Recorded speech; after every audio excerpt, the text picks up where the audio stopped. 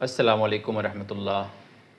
Family code के बारे में आज बात करेंगे। इंडिया में अक्सर लोगों के माइंड में एक एक बात है कि फ़ैमिली कोड अच्छा नहीं है। जब भी कोई फैमिली डिस्प्यूट होता है, इंसान है तो डिस्प्यूट तो होगा, तो लोगों के माइंड में ये है कि आपस में बैठ के ख़त्म कर लो।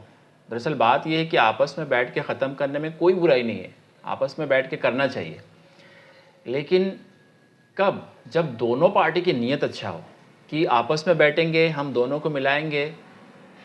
आजकल क्या है कि जब आपको डिस्प्यूट होता है और आप अपने फैमिली को इन्वॉल्व करते हैं या फिर फ्रेंड्स को या फिर किसी को भी जो इन्वॉल्व करते हैं, तो उसका एक ओपिनियन आना शुरू हो जाता है, क्योंकि आप उस वक्त कमज़ोर रहते हैं, थोड़ा डिस्टर्ब रहते हैं, तो उसका एक ओपिनियन रहता है। हर इंसान का अलग अलग ओपिनियन है। अब आपने उसको इन्वॉल्व कर दी, उसकी ओपिनियन की वजह से उसको ईगो है। दो किस्म की ईगो है। एक तो उसकी ओपिनियन जो है वो होना चाहिए, और एक ईगो ये भी होता है कि उसको जाने नहीं देना है, उसको वापस यूनाइट होने नहीं देना है। और उस ईगो की वजह से आपकी पार्टनर को, आपकी बीवी को या फिर आपकी मियाँ को इतना बेइज्जत किया जाता है, इतना टॉर्चर किया जाता है मेंटली, कि वो बंदा सोचता है कि इससे तो बेहतर ये था कि हम सेपरेट ही हो जाते। ऐसे एक्सपीरियंस है बहुत सारे लोगों की, मतलब ये सारे केसेस हमने देखे। और कई जगह पर तो ऐसे भी होता है कि आपस के बैठ के जो बातचीत है ना, वो इतना बिगड़ जाता है कि बात खून खराबा तक चली जाती है और तुरंत वही बैठक में डिवोर्स हो जाती है। आपने भी सुने होंगे, ऐसा भी हुआ है।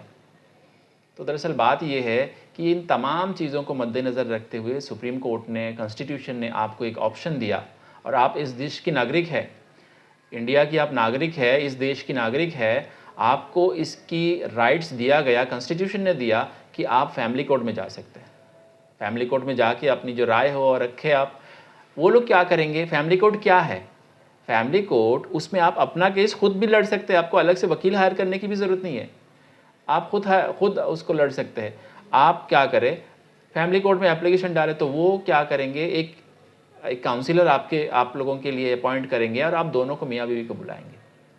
इसमें फ़ायदा ये होगा कि ज़्यादा लोगों की इन्वॉल्वमेंट नहीं होगा। देखिए, मैं लोगों की इन्वॉल्वमेंट से और लोगों को बुरा नहीं बोल रहा हूँ। इन्वॉल्वमेंट जो है ना, वो तो होगा, उससे आप बच नहीं सकते इंडिया में। अब तक ऐसा नहीं हुआ इंडिया में, ऐसा देश नहीं बना कि आप अपना खुद ही कर लेंगे और लोग इन्वॉल्व नहीं होंगे, ऐसा नहीं हो सकता। लेकिन किसी का इन्वॉल्व होना यहाँ क्या है कि किसी के ऊपर ज़बरदस्ती करना शुरू हो जाता है। तो इसके लिए ही जो ये कानून है ना, जो फैमिली कोर्ट के, ये बहुत अच्छा है कि आप अपना डिसीजन खुद ले सकते हैं। जबकि ये सिर्फ आपकी राय होना चाहिए, आप जो पार्टनर्स है दोनों की राय होना चाहिए। लेकिन दूसरे लोग अपना ईगो की वजह से अपना राय डाल देते, अपना डिसीजन डाल देते, और उसकी वजह से जो हर्ट होता है, जो नुकसान होता है। अब मान लीजिए कि मियाँ बीवी के बीच में लड़ाई है, बीवी की कोई गलती है, मियाँ की फैमिली के लोगों ने उसको बुलाए और बातचीत में इतना बेइज्जत करे, तो वो बंदी की दिमाग में ज़िंदगी भर रहता है कि तेरे वजह से मुझे इतना बेइज्जत किया गया। फिर या फिर आप हस्बैंड को बुलाते हैं, उसको इतना हर्ट करते हैं, पुरानी सारी बातें निकालते हैं, जिसके ऊपर 10 मरतबा हर्ट कर चुके हो ऑलरेडी आपने, 30 मरतबा बात कर चुके हैं, 40 मरतबा फैसला हो चुका है, उसके ऊपर फिर से बात करते हैं। जिन लोगों को बुलाया गया उन लोगों को ये पता कराते हैं कि इसकी ये स्टेटस है, क्योंकि हर इंसान से तो गलती होती है ना। आप उसकी तमाम गलतियों को निकालते हैं, और जो लोग आप पहले से लाते हैं उनको पहले से सब बताते हैं, पहले से उनको नेगेटिव कर देते हैं उस बंदे के ताल्लुक से। हालांकि मशवरा के खिलाफ है। मशवरा की अदब ये है कि आप मशवरे से पहले मशवरा नहीं करेंगे, ये साजिश है, और मशवरा के बाद मशवरा नहीं करेंगे, ये फितना है। लेकिन आप क्या करते हैं, तमाम ये प्रिपरेशन करते हैं सिर्फ आपकी ईगो के लिए। और आपको एक मौका मिलता है, क्योंकि फैमिली में जो है ना, आप फैमिली में है, और फैमिली की होने के नाते आपकी बेटी ने, आपकी बेटा ने आपको इन्वॉल्व किया, और अभी आपको उस मौके के फ़ायदा उठाना, ये आपकी नेचर है। तो मैं बुरा तो नहीं कह रहा हूँ, अगर इंसान की फितरत ऐसा है तो इट्स ओके है, उसमें क्या कर सकते। लेकिन ख़ुद को उससे बचना चाहिए। जो लोग पढ़े लिखे हैं या फिर जो नहीं है, वो कई वकील के पास जाए। ये तमाम कानून है, बहुत आसान है। आप फैमिली कोर्ट में जाइए। मैंने और भी कुछ पॉइंट लिखा था। हाँ, दूसरी बात यह है कि आपके ताल्लुक़ से जो जो लोग आएंगे, वहाँ दो किस्म के लोग आएंगे। एक आप लेके आएंगे, एक वो लेके आएंगे। आप जो लेके आएंगे वो लोग भी इस बात को सुनेंगे, और उन्होंने जो लेके आए वो भी सुनेंगे इस बात को, तमाम बातों को सुनेंगे, और ये जाके खामोश नहीं बैठेंगे, पूरा सोसाइटी में उसका तबलीग करेंगे। और वहाँ रहना आपके लिए मुश्किल हो जाएगा। यकीन मानिए, मैं आपको गारंटी के साथ बोलता हूँ, वहाँ की बच्चे आपको सलाम करना छोड़ देंगे, वहाँ की बड़े लोगों को आप सलाम करेंगे तो आपको जवाब नहीं देंगे। ऐसा भी हुआ, ऐसा मैंने अपनी आंखों से देखा, ऐसा हुआ।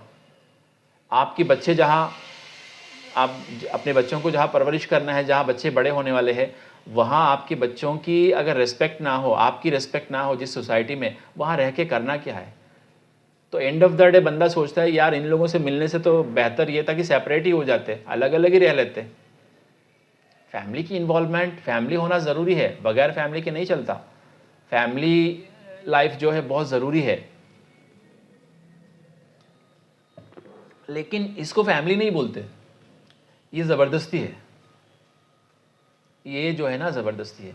इंडिया में बहुत सारे कानून हैं, 112 में आप फ़ोन कीजिए, पुलिस तुरंत आ जाएंगे आपके पास। मालूम होना चाहिए, आप बता सकते हैं कि ये मेरा प्रॉब्लम है।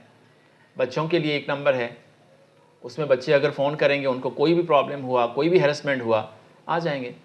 फैमिली डिस्प्यूट में सबसे बड़ा लॉस बच्चों को होता है। आज मैं एक बच्चे से मिला हूँ, वो बच्चा बोल रहा है कि उसने अपने माँ को भी रिक्वेस्ट करी और अपने बाप को भी रिक्वेस्ट करा कि आप लोग रियूनाइट हो जाओ, क्योंकि उसको बेचैनी हो रही है। मैंने उसकी सुना, उसकी बात मैंने सुना, मुझे भी बहुत तकलीफ़ हुआ उसके सुन के, लेकिन कुछ नहीं कर सकते, क्योंकि उस चक्कर में, इस बच्ची के चक्कर में अगर दोबारा उसकी माँ बाप को रियूनाइट होने के लिए फैमिली के सामने जाना पड़े तो बेइज्जत जितनी होगी ना, उससे इस बच्ची को भी उतना लॉस होगा। तो इंसान को सबसे पहले अपना खुद का ख्याल रखना है, अपनी इज़्ज़त की ख्याल रखना है, इसके बाद अपनी हेल्थ की ख्याल भी रखना है। और हाँ, एक दूसरे के लिए ज़रूरी है, हस्बैंड एंड वाइफ दोनों को एक साथ होना ज़रूरी है, बच्चों की खातिर ज़रूरी है, कम से कम बच्चों की खातिर तो होना ही चाहिए। लेकिन शादी के 10 साल 15 साल के बाद अगर फैमिली की इन्वॉल्वमेंट रहे और उनकी फ़ैसला रहे तो ये ज़बरदस्ती है, इसके ख़िलाफ़ आवाज़ उठाना चाहिए। इसके ख़िलाफ़ हुकूमत ने जो आपको हक़ दिया है, कॉन्स्टिट्यूशन ने जो हक़ दिया है, उस हक़ को इस्तेमाल करना चाहिए। आपको अपनी फ़ैसला ख़ुद लेना चाहिए। अगर आप किसी को इन्वॉल्व करते हैं तो आपको उनको डिसइन्वॉल्व करना भी आना चाहिए। ये सारी बातें, अगर आपको किसी को ना कहना नहीं आता ना, तो आप किसी को हाँ मत कहो। तो मेरा तो फ़ैसला ये है, मेरा जो राय है, फ़ैसला तो नहीं बोलूँगा, मेरा राय है आपके ताल्लुक़ से कि कोई भी फैमिली डिस्प्यूट हो, सबसे बेहतर है अगर आपके पास अच्छे लोग हैं, मखलिस लोग हैं, तो अलग बात है, ऐसे लोग भी हैं। मैं कल ही मिला था एक इंसान से जो बहुत मखलिस है और जिन्होंने बहुत अच्छा समझाते हैं लोगों को, हालांकि ज़्यादा पढ़े लिखे नहीं हैं, लेकिन बहुत अच्छा समझाते हैं और उनका दिल की कुड़न ये है कि फैमिली एक हो जाए। ऐसे हज़ारों लोग हैं, लेकिन ऐसे लोगों को आपको मिलना मुश्किल है। इसलिए बेहतर ऑप्शन ये है कि आप फैमिली कोर्ट जाए, आराम से बात करें, मजिस्ट्रेट को बोले कि मेरा ऐसा ऐसा है। अगर आपकी और आपकी बीवी के बीच में अंडरस्टैंडिंग हो सकती है तो एक दूसरे को माफ़ कर दो और आगे बढ़ो। थर्ड पर्सन की इन्वॉल्वमेंट से आपकी ज़िंदगी हेल हो जाएगी, बर्बाद हो जाएगी।